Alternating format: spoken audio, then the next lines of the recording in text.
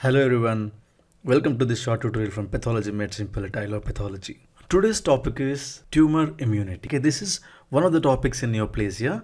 If you want to have a look at the earlier topics which I have recorded, you can go back to the playlist and then search for the topics in neoplasia. Okay, I have recorded some basic concepts in neoplasia, then talked about various genes involved in neoplasia, that is oncogenes, tumor suppressor genes, genes involved in DNA repair.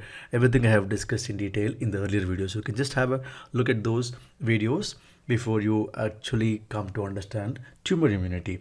The topic which I'll be talking about, okay, in this tutorial we will be discussing about what is immune surveillance, the general and basic aspects of tumor antigens, the various anti-tumor effector mechanisms, the mechanisms of immune evasion by these cancer cells, and finally understanding the therapeutic implications of knowing all these things. Okay, so tumor immunity, it's very important topic because understanding the concepts of tumor immunity, understanding the way the tumor evade the host immune response is very important, because that has enabled us to give treatment, specific targeted treatment for these cancers. Okay, now before that, let us see what is tumor immunity. This very famous German physician you all know is Paul Ehrlich. He was the one who said the tumor cells can be recognized as foreign, and eliminated by the immune system. So moving on further, these two, one American physician Levi Thomas and then McFarlane Burnett, Australian virologist, these two together said function of the immune system is to constantly scan the body for emerging malignant cells and destroy them, and they together called this as immune surveillance. Now, immune surveillance, why do we need to understand immune surveillance? Because there are proof that the immune mechanisms play a role in cancers. What are those observations the scientists have made is that we could demonstrate the tumor specific T cells and antibodies. We could demonstrate the immune infiltrates in cancers, and that immune infiltrate affects the outcome. And we saw that there are more cancers in immunodeficient individuals, and it is also known that the treatment of cancers by agents which stimulate host T cell responses have a better outcome. Okay, so all these are observations which were made, but then we have told that tumors grow in immunodeficient individuals. Now, if tumors grow in immunocompetent individuals, now there are two possibilities. Why does tumor grow in you and me who are immunocompetent? That could be because of, one, tumor cells are invisible to the host immune system. Okay, they are invisible and then start growing. And two, they activate certain mechanisms that suppress host immunity. So basically, these are the two important mechanisms by which tumor can grow in the immunocompetent individuals. Okay, that means tumors know how to evade host immunity. Okay, this is one of the many hallmark of cancers. It might not be seen in all the cancers, at least in many of these cancers, this is a hallmark. In the next 15 or 20 minutes, we will see what are tumor antigens. We will see what cells in our body identifies these tumor antigens, and how are the tumor cells, how these tumor cells evade the host protective mechanism, and finally therapeutic applications of understanding immune reactions against tumors. Now, what are these tumor antigens? Tumor antigens, in simpler terms, they are just protein molecules which are expressed on the tumor cell. Before we understand the concept of tumor antigens, let us understand these two terminologies. One, the passenger mutation, and two, driver mutation. And you know what mutation is, right? Mutation is a sudden genetic change. What are these passenger and driver mutations? Passenger mutations are mutations which cause changes in the sequence of DNA, but these changes do not cause any problem to the host. Basically, they do not affect the cellular behavior in a major way. Now, what are driver mutations? These are mutations which drives the cell to a cancerous proliferation. So basically, they contribute to the development or progression of cancer. Now, coming back to tumor antigens, some of these mutations, either passenger mutation or driver mutation, they fall in the coding sequence of protein. When that happens, the proteins which are synthesized are altered proteins, or they are variants of proteins, and these variants of proteins or altered proteins are known as tumor antigens. Now, the tumor antigens can be neoantigens, which are produced from the genes which harbor driver or passenger mutations. This is what we just learned, right? They can be neoantigens or new antigens.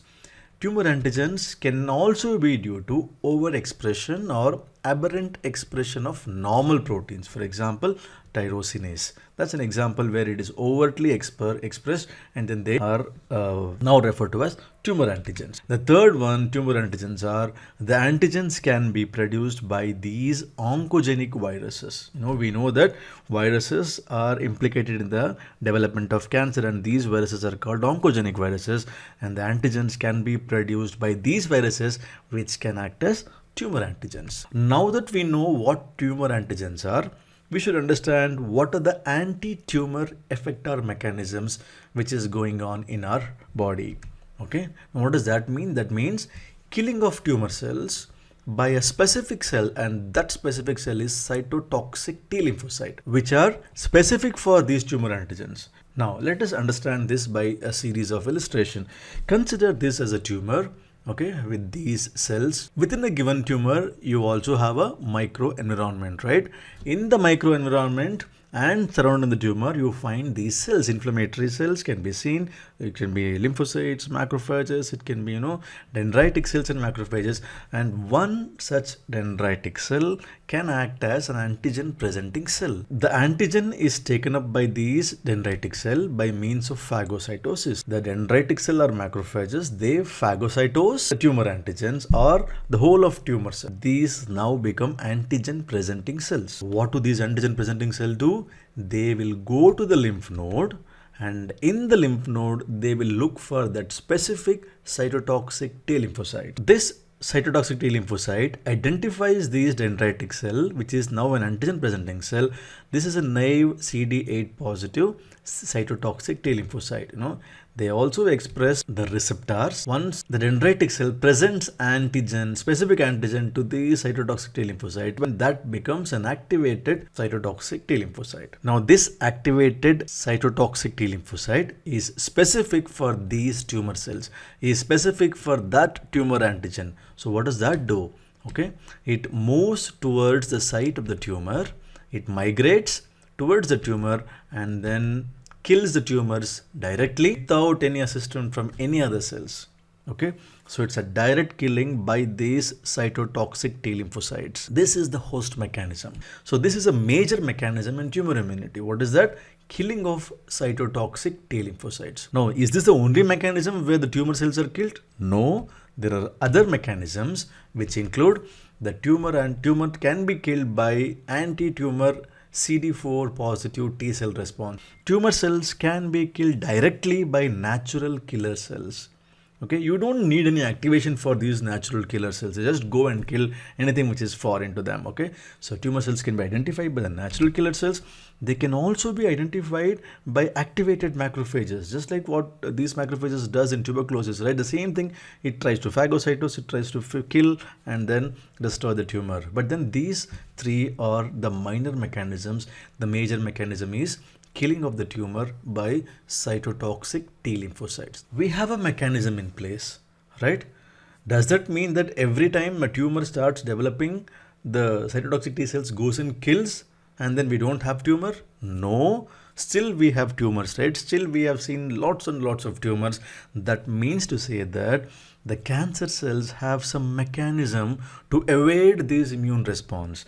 Now, what are these mechanisms of immune evasion by cancer cells? One, they can selectively outgrow antigen negative variants. What does that mean? They don't produce antigens at all.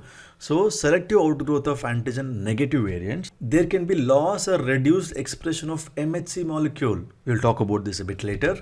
3, it can directly inhibit T cell activation by upregulating the negative regulatory checkpoints. We'll talk about this a bit later. Okay, it can also secrete, the cancer cells can also secrete immunosuppressive factors, and like for example, the most commonly produced immunosuppressive factors are TGF-beta, interleukin-10, PGE2 and vascular endothelial growth factors. Okay, these can also help in evasion of tumor, and lastly, they can induce regulatory T cells. Okay, they are called Tregs. This is how immune evasion occurs in spite of having a normal host immune mechanism in place. Now let us understand these one by one. That's a tumor cell. Okay, these are the antigens which are produced by these tumor cells. Okay, and once the antigens are produced, that's a corresponding MHC molecule. Okay, the antigen is presented and that is identified by the activated cytotoxic T lymphocyte. Okay, now imagine if the tumor produces no antigen, and that is called antigen negative variant. And if there is antigen negative variant, obviously these things cannot happen, right?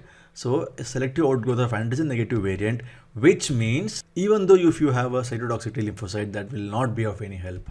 Okay, now second one, no major histocompatibility complex or mutation in MHC genes. That means you need MHC complex for the tumor to present these antigens. If you don't, in spite of tumor having normal antigen levels or tumor antigens for that matter, no MHC, no presentation. So that means no killing of tumor cells. Now let us understand something about these checkpoints. What are these checkpoints? One, let us understand the normal thing first. So these are dendritic cells, as you know, dendritic cell. This is a tumor peptide, major histocompatibility complex on the dendritic cell. This is a T cell receptor. You have a B7 ligand on the dendritic cell. The corresponding receptor on the T lymphocyte is CD28.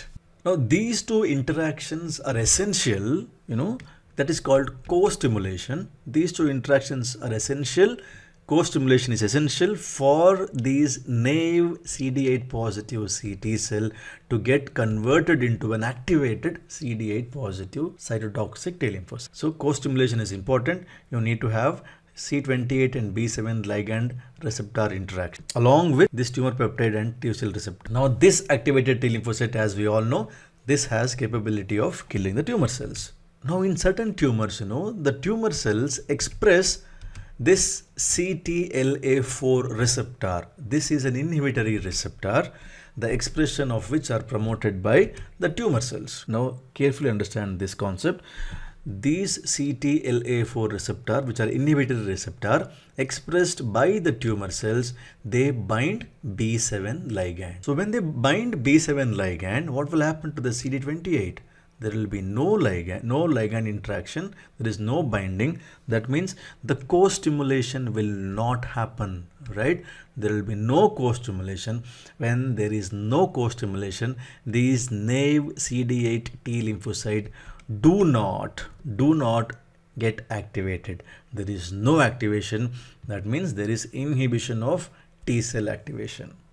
So that is how tumor cells evade immune response. In other words, they inhibit T cell activation by upregulating negative regulatory checkpoints. This is a negative regulatory checkpoint. They upregulate this, and that's how there is no activation. Now, having understood this concept, do you think this is of some use? Yes. Is there a therapeutic implication? Yes, there is a therapeutic implication. What is that? That means if you have an antibody to that CTLA4, okay, if you have an antibody to that CTLA4, what does that do? That binds the CTLA4, and then there will be B7 and CD28 ligand receptor interaction will happen. There will be activation, and then which can kill the T cells. So therapeutically, we can target these molecules, inhibit these negative regulatory molecules, and then that will take care of activating the cytotoxic T lymphocytes, and that can kill the tumor cells. Now let us see what happens on the tumor cells. Okay, on the tumor cells there will be upregulation of certain proteins. What are these proteins? These are PDL1 protein or PDL2 proteins. These are surface proteins. Now you have an activated cytotoxic T lymphocyte, and that will have a receptor for this PDL1 protein. What is the receptor named as? It is called PD1. It's a programmed death receptor.